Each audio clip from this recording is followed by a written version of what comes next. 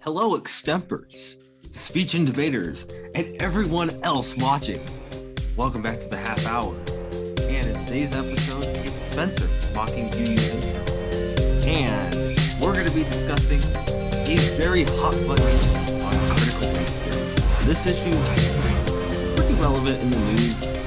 A lot of people thought, as we were literally talking beforehand, it's kind of an issue that felt like it's disappeared, but it's still very relevant, and then it disappears and it becomes relevant again. So today we're going to talk about this issue. Pretty hot button topic, but all things considered, we've got a great episode aligned for you. And yeah, as always, I'm Spencer. And I'm YuYu when Spencer isn't mocking me.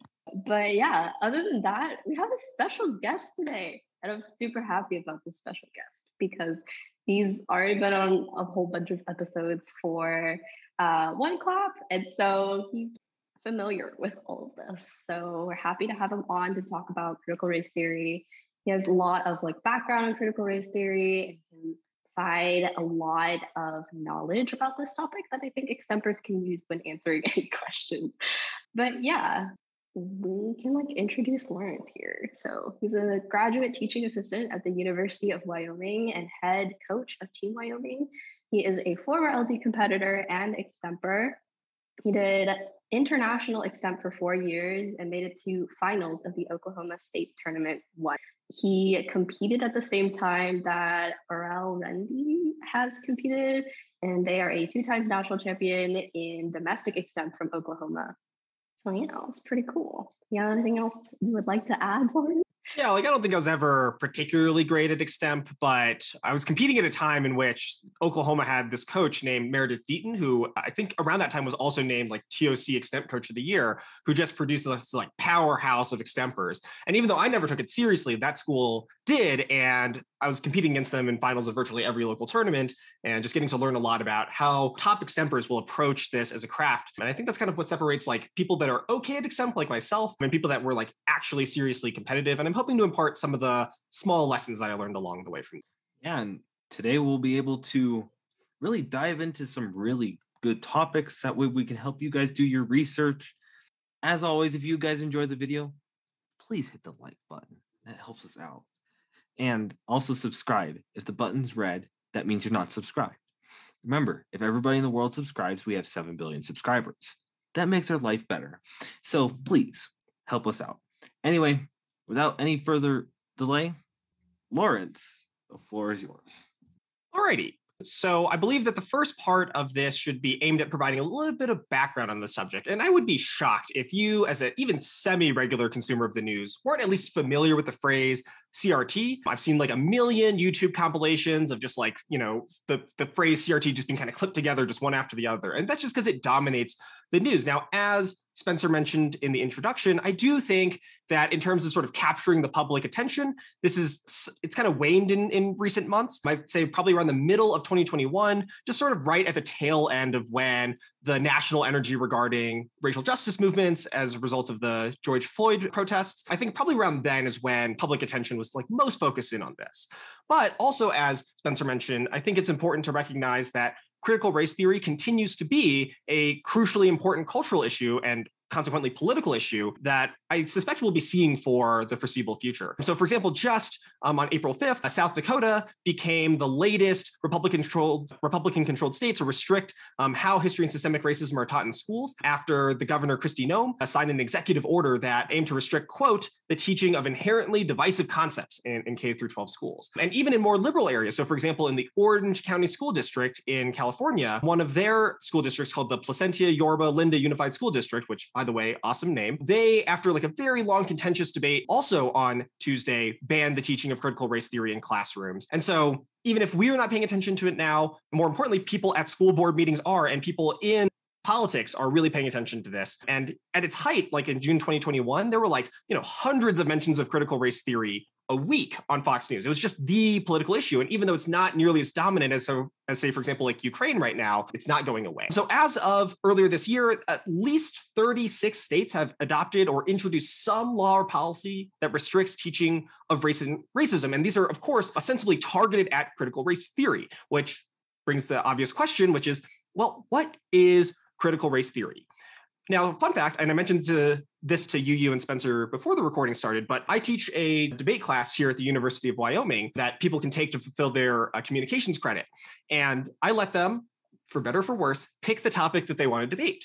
And for some reason, everyone was like, I want to debate about critical race theory. And, I could not figure out why you would want to do that. This topic would seem like really hard to debate as a debate topic, but hey, democracy works, I guess.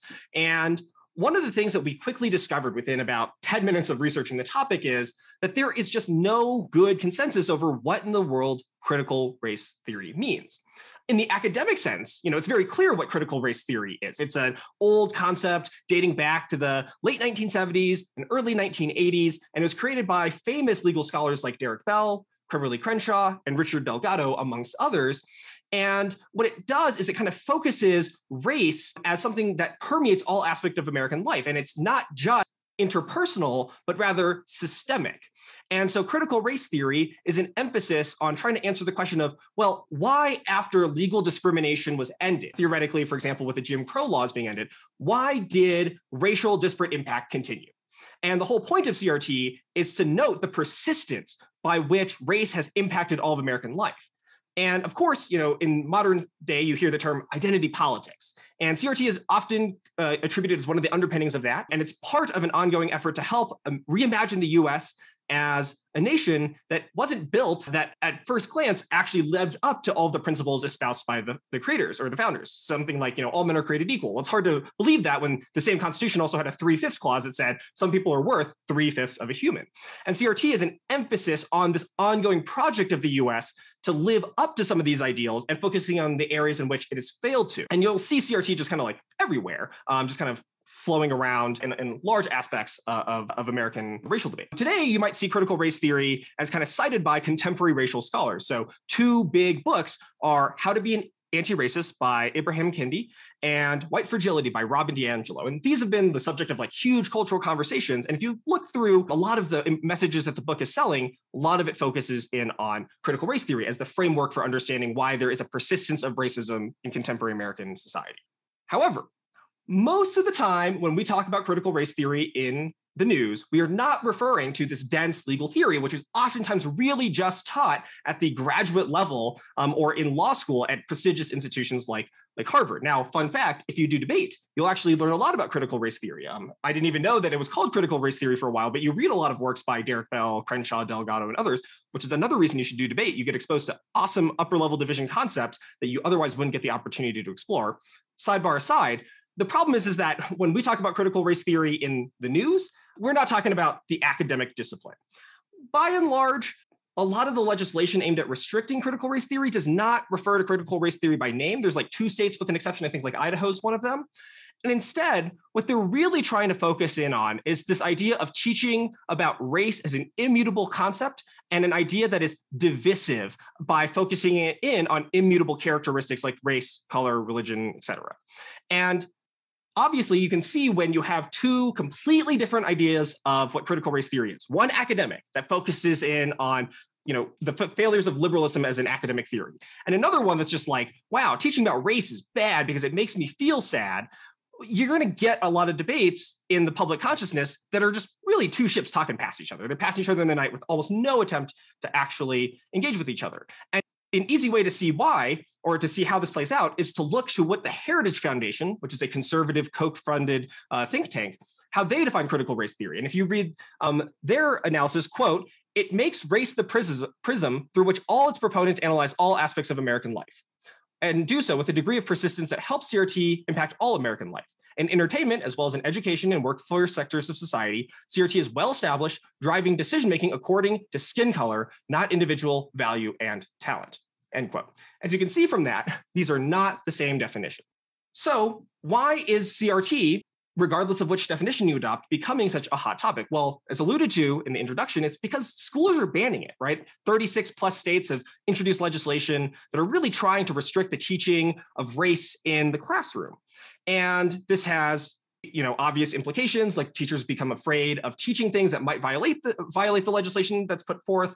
And it's starting to impact the way that curriculum itself is designed. And it's also itself the site of a lot of controversy. There's a lot of really terrifying YouTube videos of like school board meetings where like people are just attacking each other over this critical race theory stuff. You'd think that they were debating about vaccine mandates, but nope, it's just teaching of an academic concept and they're all fighting each other for it. And it becomes kind of hard to watch. So obviously we'll explain a little bit more about why it's a hot topic in YuYu's section. But the last thing that I want to talk about briefly in the background is this sort of lingering question of, well, is critical race theory actually being taught in schools?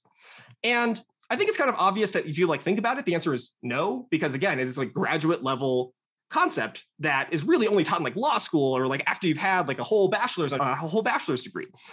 But if you define CRT in the way that people tend to define it in the mass media as just this idea that you're teaching that like, oh, like race is the one determiner of your entire identity, or teaching about the idea of America is inherently racist, well, then I don't know, maybe. And so this is where I think some of this complexity comes up, which is that you've got op-eds in both directions that are saying, no, CRT is not being taught in school, because it's like obviously not the case that people are being taught about the writings of Richard Delgado. But on the other hand, the people who oppose CRT are saying, well, of course you're teaching about this. When you teach about America as a racist nation, you focus in on, for example, the history of slavery, and you analyze the ways in which America's failed to live up to its ideals of equality. And you look at all of the ways that America is still racist today. And you teach concepts like systematic racism or white privilege or white fragility. That is CRT, so saith the critics. Now, personally, I think that's silly. First of all, those are, I think, reasonable academic concepts that do have large explanatory power and are well accepted in the social science literature and supported by robust empirical evidence that, in fact, white privilege is a thing. But more importantly, that's, just like not what CRT is. So why is there this confusion? And I would say in order to get a good understanding of this, you really got to know the name Christopher Rufo. There's a great New Yorker piece on him that kind of goes through how Christopher Rufo is, I think, a fellow at the Manhattan Institute or one of the other conservative think tanks running around there. And his goal was just to associate the teaching of anything to do with race with critical race theory. And he embarked on a very successful, might I add, public communication campaign to teach this. Final thing that I'll add on this is that I've barely scratched the surface. This is a very in-depth and complicated subject. So we've included links in the show notes to 3 things that I think are really important to watch. The first is a debate on the podcast, The Argument, hosted by the New York Times. It's between a professor of law and Chris Rufo about whether critical race theory is being taught in schools and if it's desirable or not. Last Week Tonight with John Oliver has a great segment from a couple of months ago about critical race theory. And finally, one of my favorite sort of like more left-leaning YouTubers who does use a bit of explicit language. So if you're, offended easily, don't watch this. It's called Some More News, and it's called Why is Critical Race Theory? And it just goes through like a good history of what critical race theory is and some of the contemporary disagreements about it. Yeah, so that was great. I think Lawrence has mentioned a lot of good things and things to know. And I think like much of my section will echo what he has talked about. But I do think it is valuable to explore the more social side of this, or like the social consequences of framing critical race theory in this way and associating it with being taught as a form of just acknowledging that racism exists in the United States. So why is it a big deal? And why does CRT garner such reactions from both sides? And what has been the effects of these reactions? Well, to preface, I think legislation regarding what can and can't be taught in schools just generally will be featured more prevalently in the status quo, because there's the factors of the midterms that we have to kind of like think about. And that would prompt governmental officials seeking re-election to act and ensure that they have votes. So we're already seeing things from Judge, soon-to-be Justice Ketanji Brown Jackson, being asked about what she thinks of a children's book that seems to promote anti-racism during her Senate hearing, to current legislation in states like California or even in Wyoming that seek to squidge out any essence of like race-based discussions in the classroom. But furthermore, according to PEN America, in 2021, there was a total of 54 bills introduced in 21 states that focused on limiting the ability of K through 12 educators to talk about diversity and racial issues. In 2022, with an update, along with legislation directed at K through 12 education, a new wave of legislation has now shifted to focusing on higher education. So like colleges that would take away state funding if these colleges did not comply. Not all of them were successful, but of course some of them were that Lawrence had listed.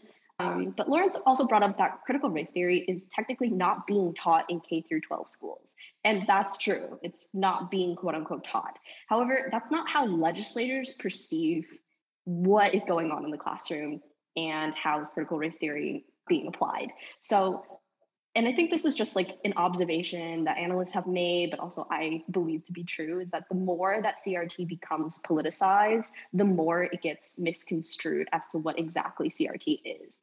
So most Republicans view critical race theory as harmful because to them, critical race theory seems to teach students that white people are the ones to blame and that all white people are inherently racist. Viewed in this way, it's an attack on their character and is unjust because it causes these assumptions to arise within the public.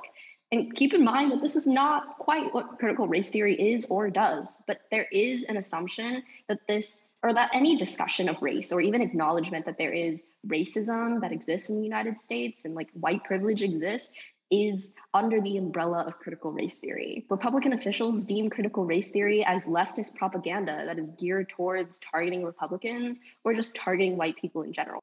So Lawrence also mentioned Chris Rufo, which specifically what he also did in one of his media campaigns was to go on Fox News and say that diversity training in jobs are harmful. It's like another form of old-time segregation that is being used again in the status quo, and it's something that we shouldn't do. And that's why he has purposefully declared himself as launching a one-man war against CRT, which I think is very interesting, but he will do what he thinks is right.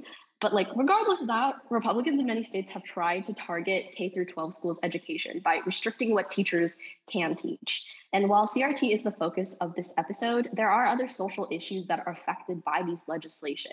So for example, when we covered the Don't Say Gay bill in last week's episode, or otherwise known as the Parental Rights and Education bill with Zoe, much of the analysis that we did there applies here as well. So mainly what Florida was particularly getting at was being more transparent with parents about the material that has been taught in schools, which then creates kind of a chilling effect among teachers who will remove certain books or materials from lessons preemptively to avoid any legal action or scrutiny that could possibly lead them to being fired. Specifically, Governor DeSantis of Florida stated that we reject the notion that parents shouldn't have a say in what their kids are learning in school in response to what another person had said. And what this basically shows is that these bills are a way for parents to have more jurisdiction over what their kids are being taught. Similar to the way that the Don't Say Gay bill works, other critical race theory legislation or critical race theory bans in the form of legislation works kind of in the same way that the Don't Say Gay bill does. There are many forms of a CRT bill. The most common one seems to be the one looking at books and materials that are being taught in schools and seeing if that material is appropriate to teach. Other forms of a CRT ban would include things like not teaching things that would make specifically white students feel uncomfortable or preventing certain rhetoric from being used when describing certain events. An example of the chilling effect that has actually happened in Oklahoma, when Oklahoma City Community College canceled a course on white privilege in the summer of 2021 to avoid any backlash when legislation that didn't directly talk about CRT, but still mentioned kind of the same rhetoric along the lines of not being able to talk about race in the classroom. And they did cancel this course to avoid any backlash that they might have received. So like what Lawrence has already brought up, when it comes to what can and can't be taught in schools, especially when referring to what can't be taught in schools, it will generate strong reactions because it's about restriction or framed in a way that's about restrictions. Currently, we have notions of free speech and individuality embedded within our culture. It's not surprising that legislation that bans a certain thing from being taught or even talked about in schools is controversial. So for example, with the Don't Say Gay bill, teachers in Florida wrote and sent a letter to parents that said they would avoid any discussion of gender orientation because talking about gender orientation could be indirectly related to discussions of sexual orientation. So what they would do was address students by using they, them pronouns or refer to themselves as mixed instead of Mr., Miss, or Mrs., and removing any books from the curriculum that had gender pronouns or spoke of marriage or relationships. Other than referring back to the Don't Say Gay bill, when it comes to CRT bans, the biggest backlash has come from educators who are directly affected by these bills. So as teachers have been fired and criticized for what they've been accused of promoting or teaching in the classroom, they've felt less comfortable in the profession. And however, there are teachers that still continue to discuss race in the classroom despite legislation, like Monique Cotman in Iowa. There have also been protests and social movements to address new legislation. And these protests usually argue that these laws censors teachers and gives parents too much jurisdiction over what kids are learning in schools. And if we dive deeper into the rhetoric of their arguments, this changes the purpose of education by making it less of a place where people can feel comfortable and learn. And not surprisingly, they also state that this is just another form of censorship that seeks to erase race from US history. And what's specifically interesting about the rhetoric that they use is exactly what I read from a source that said Republicans are using as a tactic in order to, further their agenda. And what they basically said was that Republicans are using this tactic to bring up the idea of censorship and like what they can and can't say, because they felt like the Republican Party had also been attacked and had also been censored because of like recent news. And so their idea was that if they can get the other side who like promotes things like CRT to say that, hey, this is a form of censorship, then it would kind of show that they're being like hypocritical of each other. And this would be like the political tactic that they would be using. But other than all those interesting tidbits, at the moment, the fate of discussions of race in the classroom remains to be determined. As legislators continue to propose legislation that actively seeks to change the way material is taught in schools, we don't really know if it's going to continue in the future or if it's going to be changed. And I think that leads us pretty well into the questions that we have for this episode. The first one, as always, we get these from Extemp Central. The first one that we have here is, why has critical race theory become an explosive issue at school board meetings? And once again, we'll start with our special guest here, Lawrence. I hate to break it to you, but this one actually I lifted from the NSDA website because people didn't have that many questions on this, which I thought was kind of odd because it's like, this is a big thing. Like everyone's talking about it. So I will give 3 answers, one of which will be like a semi-hot take. The first answer has to be like, is first start by acknowledging what perspective are you coming from, right? Because like the answer that a conservative is going to give for like why critical race theory is explosive is going to be something like, well, liberals hate America and they like want to indoctrinate their children and they want to spread Marxist ideology so they can weaken and feminize America, and that enables America's decline or something like that. And, I'll just be honest, that is an unpersuasive answer to me for a myriad of issues, but I do think it's important that acknowledging your background biases and your prior beliefs is going to be kind of important for framing sort of why you think that it's become such an explosive issue. So I will give then my 2 real answers, only one of which is like a slightly hot take. So the less hot take, I simply think that broadly speaking, much of the conservative political agenda has shifted towards 2 things. First is an emphasis on cultural over political issues. And second is an emphasis on children. And I think one of the weakest points in terms of sort of liberal strategizing or democratic strategizing is just sort of focusing on the salience of education. Polls from a couple of months ago were just asking people like, what are the most important issues to you?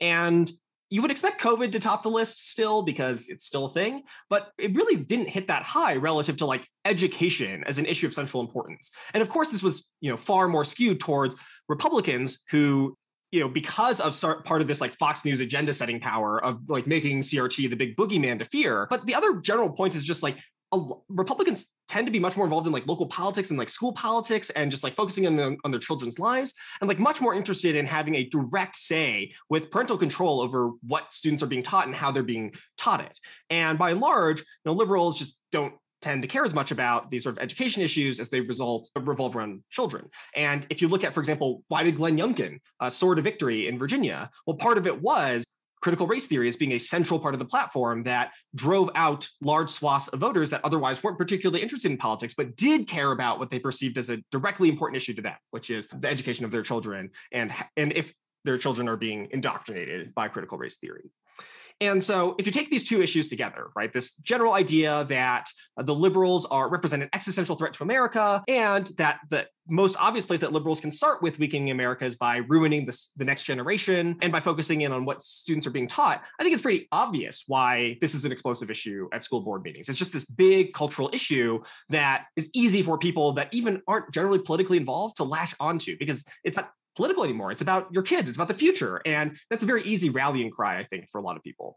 And given that, in my opinion, and as I wrote about in my current affairs article, I just don't think the modern Republican Party has a particularly set agenda. And I don't think they have a particularly persuasive set of policy prescriptions. And so I think the easiest way to galvanize the base is over issues like critical race theory, which is the whole point of Chris Rufo's campaign. I mean, he's openly admitted via those interviews in the New Yorker article that his goal was just to get people to associate any teaching of race or any teaching of the weakening of America or like the inherent racism of America with the concept of critical race theory. And if that's the only thing you know about critical race theory, of course you're marching down to the school board meeting and ready to go fight for your kids because you don't want them to be, ruined by the liberals or like indoctrinated by the Marxists. And I think that's pretty straightforward.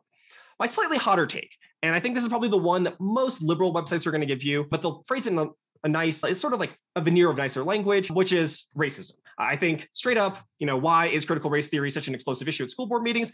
Well, it's because it means acknowledging that America is not perfect, that America is not the nation that it set out to be, at least it currently isn't, that America's history has been marred by the inauguration of literal racism into its founding documents. And that even today, racism still is pervasive. The systemic effects are widely documented in every area from like home ownership to like the criminal justice system. The statistics are overwhelming here.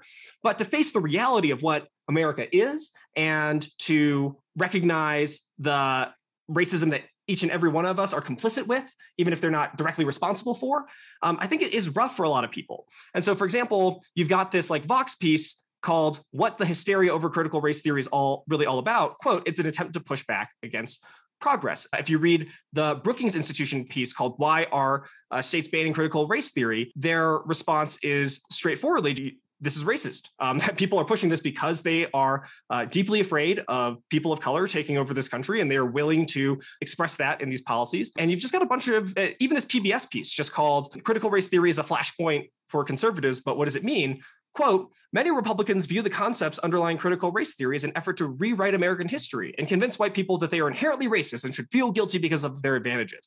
But the theory has become somewhat of a catch-all phrase to describe racial concepts some conservatives find objectionable, such as white privilege, systematic inequality, and inherent bias." And end quote. And if you want to get like really deep into the sort of sociology of this, I mean, there's like infinite literature on this. Like one great book is called "The Tyranny of Merit" by Michael Sandel, and it focuses a little bit about how, well, pretending to be colorblind, pretending to not see race, and to pretend like racism is over is necessary to sustain the myth that white people got to where they are because of their hard work. And it wasn't because of some advantages that the system afforded them. So when we like kind of decipher that a little bit, I do think the Republican Party knows where it's going. And one of the things is that critical race theory is constantly going to be on its agenda. But with how things are continuing to transpire, I think that what's really going to happen is at some point in time, the Republican Party is probably going to ditch critical race theory because of how far it can, or how fast it is continuing to move.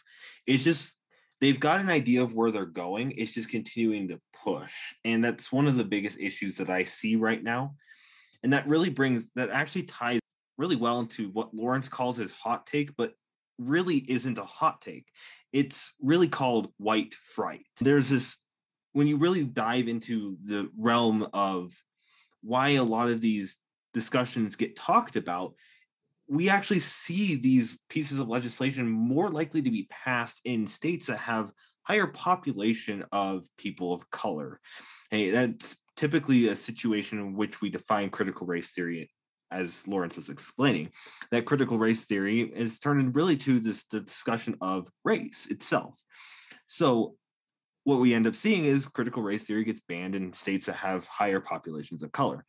A really good example, and we've talked about this a while back, is Wyoming introduced 2 pieces of legislation trying to ban critical race theory from being taught in schools in a state that has about 93% of white population.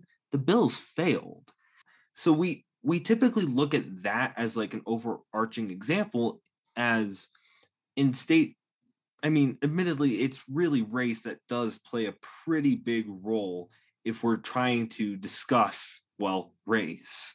So if with there being less race in a state and there being like a primary, like dominating race like Wyoming, where you have just a whole bunch of white people, it's less likely for that discussion of race to really take place. And that's one of the big things that should really be viewed here.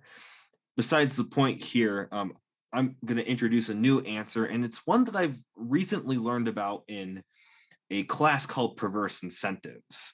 And it's a political science class, pretty dark. And it actually ties to a discussion we had about COVID. And I'm going to term it as the theory of overreaction. And basically what this is it's normal for people, most people don't ever view bad. Hey, like most people take this viewpoint psychologically of everything is normally pretty good, all things considered. If you tell an average person when you do a study, you tell an average person about there being a dam that's broken down or there's a wildfire going on, most people will turn around and kind of give a moderate view or a moderate reaction to it.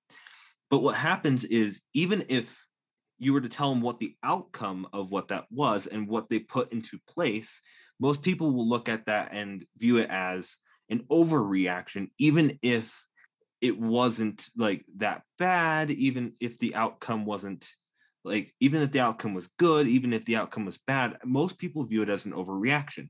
We take COVID-19 as an example of this. Most people at the beginning of COVID-19 were like, oh, it's a virus, right? And it's kind of spreading. But then eventually we looked at the response to COVID-19 as a continuate or as an overreaction. And people who are more likely to overreact were more likely to go against what the government recommended. This theory, I think, actually applies pretty well to the discussion of why this has become an explosive topic at school board meetings. I think for the most part, what's really happened is critical race theory, in the way that people are defining it, the way the mass media is defining it, people were originally like, okay, right? I think it's the same thing. I think people were normally reactive of it kind of in the same way they would be reactive of normal issues, and kind of really didn't care about the situation in which this discussion was being mentioned. And then we kind of get into this thought of, if we overreact to it, then we can have some action that's taken to limit this discussion. And causing overreaction tends to usually create, it tends to create action to be passed. And so overreacting to an issue typically leads to that issue having some kind of reaction, right? And that's really where that discussion of, well, the killing of George Floyd really comes into play, as we got into the discussion of, from there to critical race theory, really led to this massive overreaction about the discussion that's being had about critical race theory in schools. And that overreaction is what has led to this topic being discussed. It's led to action being taken by people. And we can see massive consequences about this, right? The theory of overreaction really does create a pretty big problem when it, like, I mean, it's just a normal human quality. It's a psychological quality, but it creates a problem, especially when we're talking about issues that pertain to, well, race. And I think in this particular instance, having an overreaction has really led to a lot of this explosive discussion at school board meetings. And really looking at that from like the psychological political science point of view, we really should examine like when should we just keep like things moderate versus when do we have to overreact to issues. And this is just a result, in my opinion, of overreaction basically taking place as in the discussion of school board meetings. So I think like my answer is probably going to draw both from Lawrence and Spencer's analysis that they've done. And I think like a answer that you can use for this question would be discussing polarization. And like this is a reference back to the episode that we did on polarization and drawings from a lot of the analysis there. But I think like from what Spencer has said, where people tend to like overreact to things, but then how also what Lauren said about politicians kind of using this as a certain type of agenda to advance their position or to like gain more votes for their campaign. I think both of those work in tandem with each other to create this sort of polarization. And so when you have people seeking re-election, when you have government officials like seeking re-election in places where they feel like they are at threat, they're more likely to use tactics that paints the other side as something that you don't want. And so CRT is just another way for them to kind of do that and create this polarization to exist among voters. And specifically, I think Republicans use this as a way to advance their campaign or to like garner support from the public or from their state. They tend to like target the people who would care about particular issues. And in this instance, it's about children, it's about family, and it's about like the future generation. And the way that they frame this garners such reactions from parents that they make it an explosive issue at school board meetings by discussing CRT and discussing like the negative effects that it has on their children and things like that as like a consequence of painting CRT as harmful and as like the Marxist agenda to kind of influence these parents to kind of like act in this particular way. But yeah, other than that, I don't think I have like any more else to add. Any of the ideas that I did have was like well explained by I think with that, if we're ready, let's go ahead and move on to the next question. And that next question is going to be, should critical race theory be taught in American schools? And I think once again, we're going to come to the same question of what is critical race theory that we're discussing here. I think that's exactly how Lawrence is going to start. Being the special guest, you have the privilege. Spencer's like gigabrain predicted exactly what my answer is, which is, yeah, it depends on what you mean by critical race theory. So if the question is, should you be teaching the writings of Richard Delgado and Kimberly Crenshaw to your average 9th through 12th grade student in the US, I would say the answer should be like, no, because that's pretty dense and requires you have a lot of knowledge about sociology, the philosophy of race, history, etc. And there's even an element there's a part of the debate between Chris Rufo and whoever the professor on the other side was on the Argument podcast episode. And I just remember the professor expressing sheer disbelief at the number of students who were entering Stanford Law School that just like didn't know basic history questions like what was the Three-Fifths Compromise, or like when was segregation formally ended, or like did you realize that like the Reconstruction period was like really, really bad? And these are people that are getting into elite law schools and just still don't know a lot about the basics of American history. And so, yeah, I think there's probably good reason not to teach the very formal, dense academic theory. I mean, just even the concept of like, let's say, intersectionality, pioneered by Kimberly Crenshaw, who is generally considered to be one of the founders of critical race theory. I mean, that's a dense subject that requires people to take a lot of academic reading to really internalize like the denser theoretical aspects of it. Another sidebar, like I was in a philosophy of race class at the University of Oklahoma, and just like the amount of people that just didn't understand like basic concepts, like what is white privilege or like what is systematic advantage? You know, you can debate about whether or not those are real or not, but like you would at least want to know what they are. And just a lot of them didn't. And this was a 3,000 level philosophy class. So I would say don't teach it. Now, given that most of the time critical race theory bans are clearly being done in the context of trying to, if not at least actively prohibit, then deter the teaching of race, then I do think that the answer is yes. We should be teaching some element about the history of racism and the way that racism manifests itself in today's society in American schools.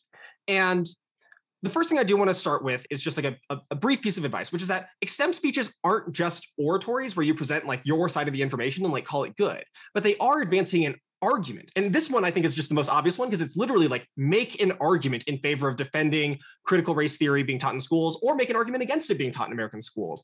And one of the key points of argument isn't just that you have your own argument, but that you know how to rebuttal or refute arguments to the contrary. And so one thing that I would encourage a lot of extemporists to do is think about, as you're writing your speech, how do you price in or take account of arguments to the contrary that might disagree with you? And I do think in a good faith debate, you have to recognize that teaching kids about racism is not easy. And so when people point to hyperbolic examples of the teaching of critical race theory, and if you can't see me, I'm using air quotes here, in K through 12 schools, producing, for example, white children who do run away crying because they feel like they've been taught that they are an inherent racist and nothing that they can do can change their character and that they're just at their core evil. I do think we need to take that into account in this debate. And I think it's impossible to say that, oh, there are bad teachers that teach you how to do math poorly, and that's why I don't want to go into math.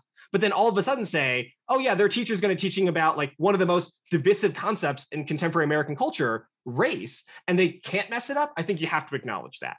And so one of the pieces that I liked was a very short one from Newsweek that was just called, we should be teaching critical race theory to kids, but it has to be done right. And this is a professor of race who just really thinks that you have to take into account that teaching racism to kids is not easy. It's not a catch-all solution to everything, and it's not sunshine and rainbows. It will be difficult because it produces hard conversations to have with students.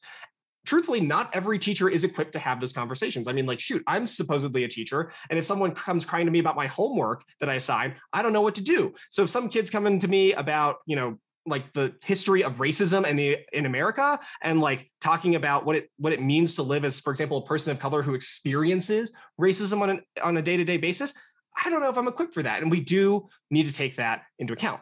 That being said, even acknowledging that there has to be sensitivity done and there has to be training done and it has to be taught correctly, I still think the answer is yes. And I offer two simple arguments. One is just like, it's hard to teach history if you don't teach about the history of race.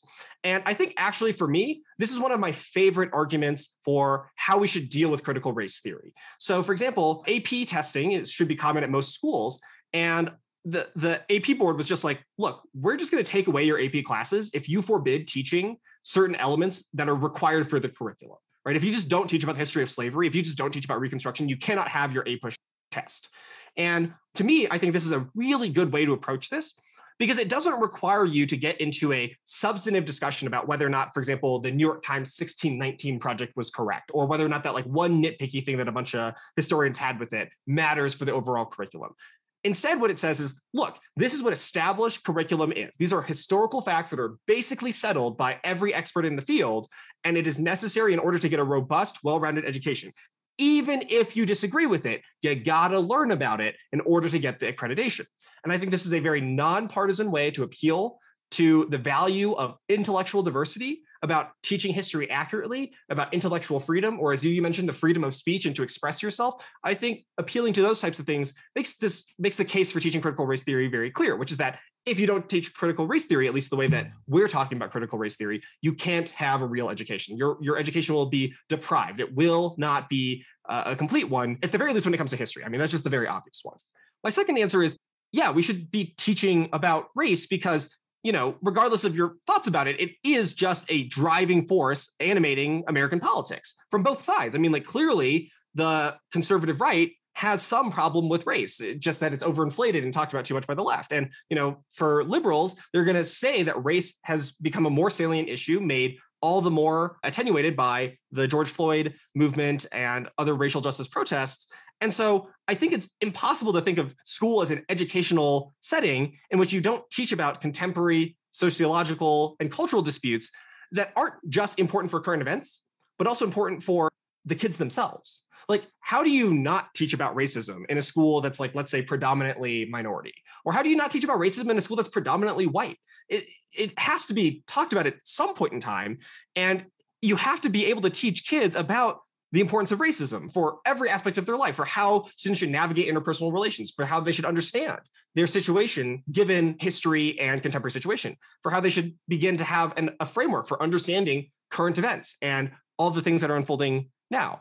And even though I do think that there is a lot of mixed opinions on this, for example, Education Week did a survey about educators teaching critical race theory, and there's a lot of splits here. I do think that despite all of the sort of worries about teaching critical race theory and teaching the worst possible lessons of it or making kids feel uncomfortable, I just think that in the end, there is something vitally important about teaching about racism for history and for today that kind of makes the case for me slightly in favor of teaching critical race theory. Now, that being said, I totally see the arguments to the contrary, and I wonder if we'll talk about some of these here in a second.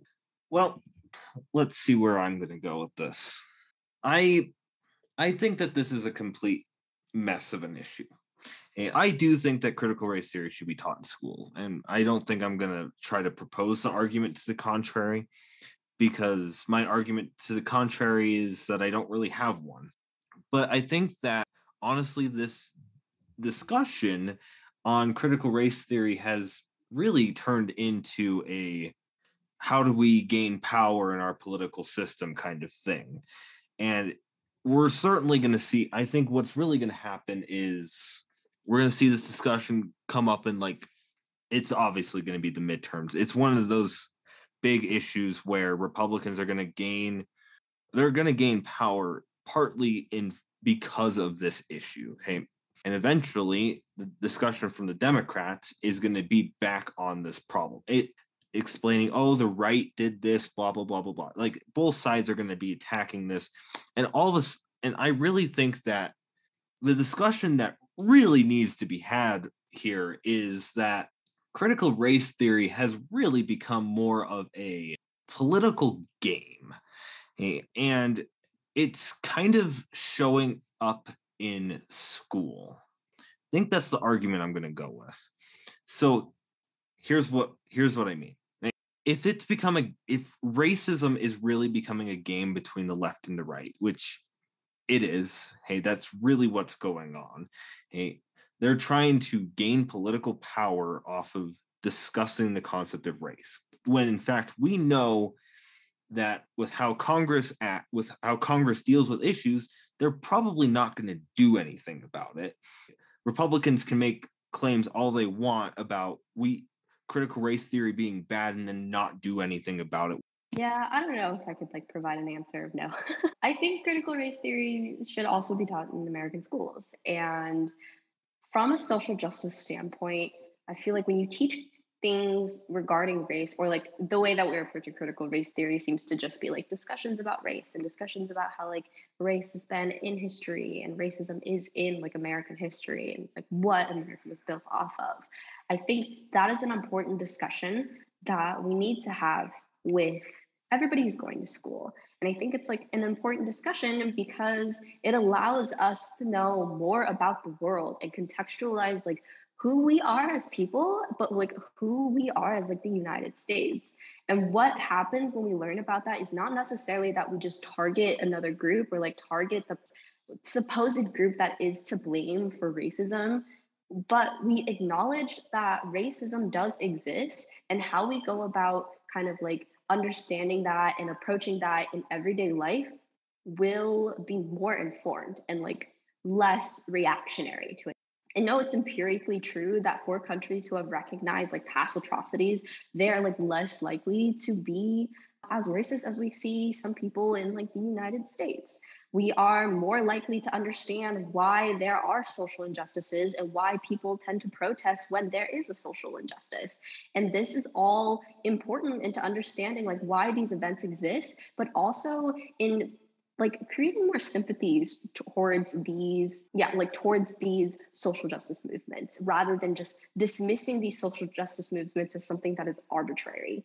Having conversations about race informs all of us about what is going on and why it's going on. And I think that's just something that's so crucial in terms of both receiving an education, but also creating a better society in which we are more understanding of each other's perspectives and diverse backgrounds. But from an educational standpoint, being able to teach things having discussions about race and history and just racism in general and things like white privilege is beneficial, because for education, it's something that is supposed to teach us. It's something that is supposed to get us thinking and have these tough conversations, but also know how to have these tough conversations surrounding difficult issues such as race. Or if we take it away from CRT, having conversations about gender and gender orientation and being more open and accepting about these theories.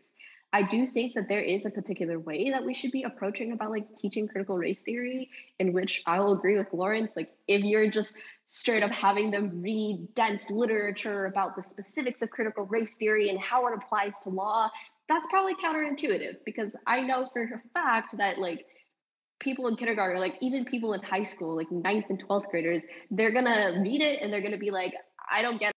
whatever and like not read it at all and just like dismiss it. But I do think taking out the discussion of race in the classroom is also counterintuitive as well. And if we think about like how race has just affected America, or just like how it has affected society in general, we understand how, like through observation, that it's something that's so important that shapes all of us. And so understanding that and having the ability to engage in critical discussions about that is super important towards like social justice, but also super important towards like gaining a good, solid foundation of education.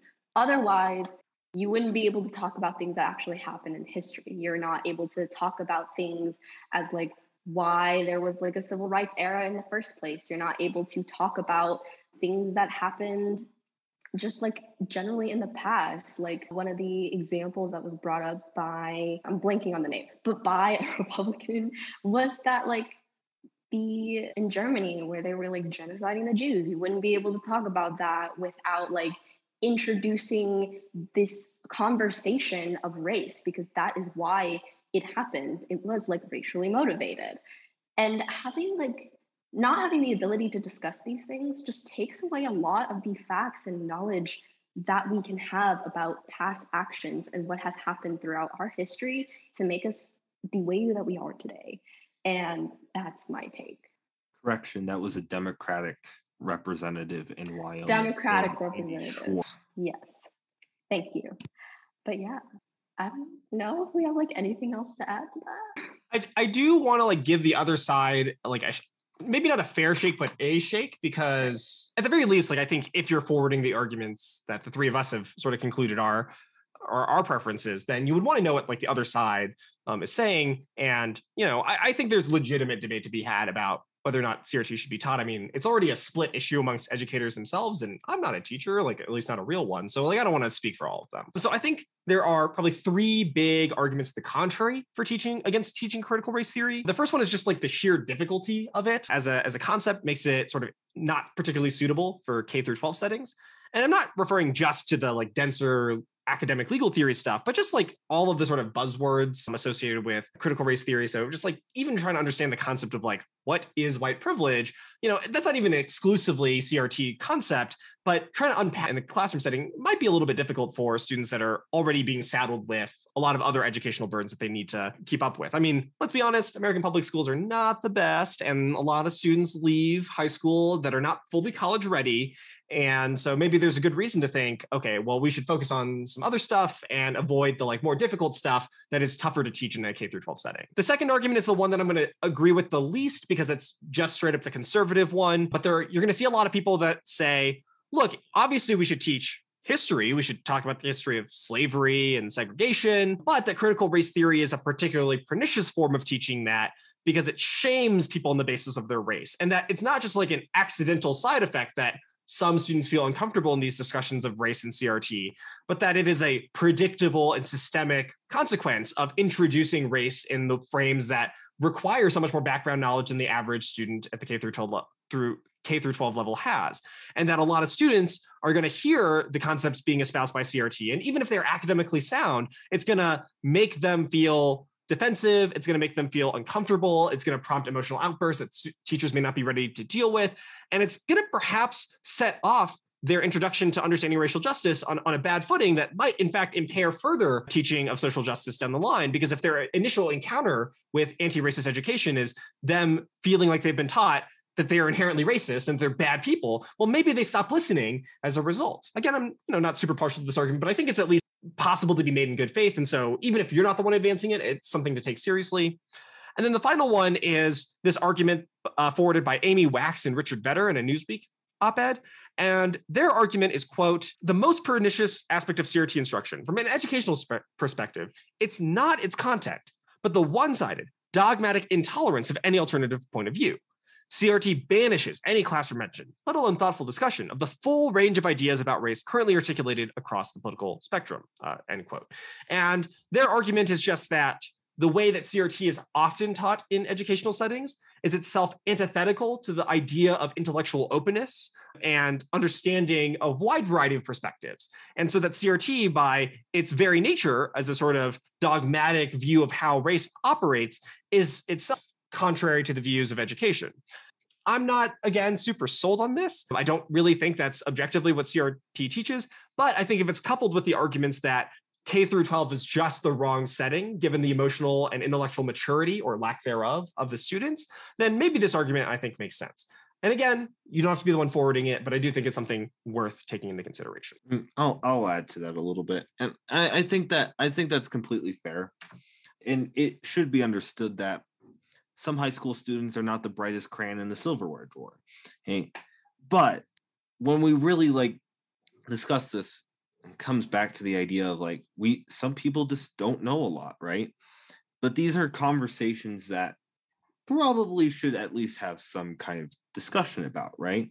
And it really, once again, I think does come back to really, what do we mean by critical race theory? What do we mean by banning it, right? Like one of the discussions about what banning critical race theory was, and you and I had this discussion a while back, is, are we trying to take a more neutral approach to discussing it, right? And I think when we have this kind of discussion, where this is what was brought up by Andy Schwartz that we were just mentioning here a moment, was that if you were talking about the Holocaust, right, you're talking about why the Germans did what they did and why it was maybe a good thing on that end. And is that a conversation that really should be had in school? I think most people would probably agree not. I think Germany would agree not, but that is not a topic of conversation. Germany acknowledges that what they did was not good, right? And what they did as a result was, in Germany, they banned literally forms of the Nazi party, and then they also banned the Communist Party. Those two do not exist in Germany because of what happened, right?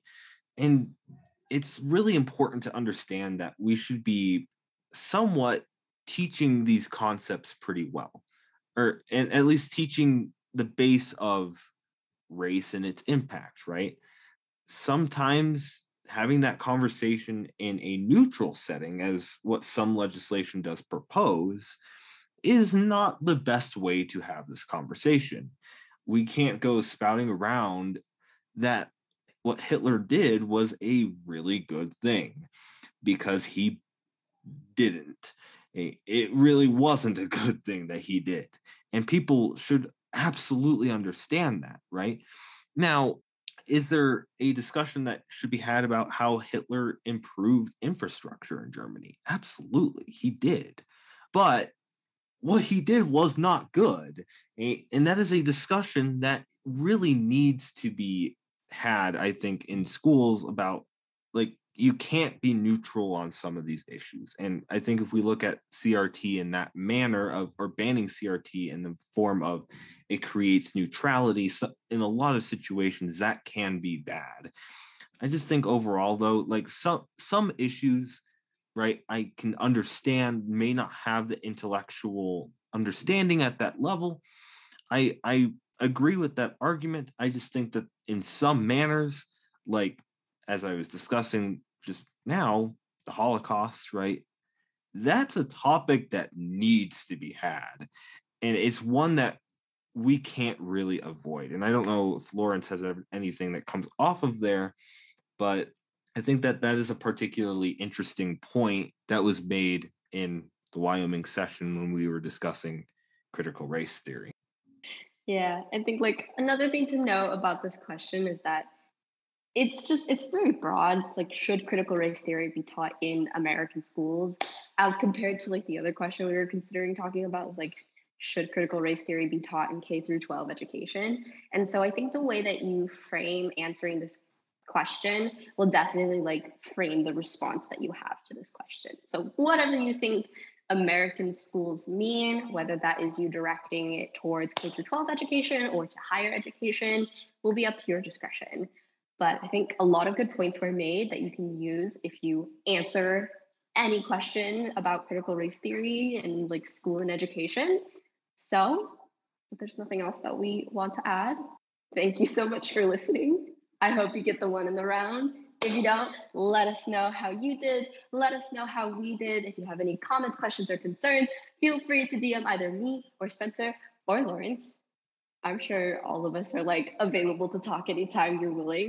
Maybe even like around dawn, who knows? But anyway, make sure to follow our social media at the Half Hour Exam Podcast on Instagram and on Twitter. We do polls there, and we also do Q&As potentially soon. And make sure to subscribe to our YouTube channel. Hit the subscribe button, hit the bell so that you're notified of whenever we post episodes. We post early on our YouTube channel. So yeah, thank you all so much for supporting us. Thank you so much to Lawrence for coming on and giving us your perspective. We very appreciate it. Until next time. Thank you all so much for watching. And until next time, we'll see y'all later.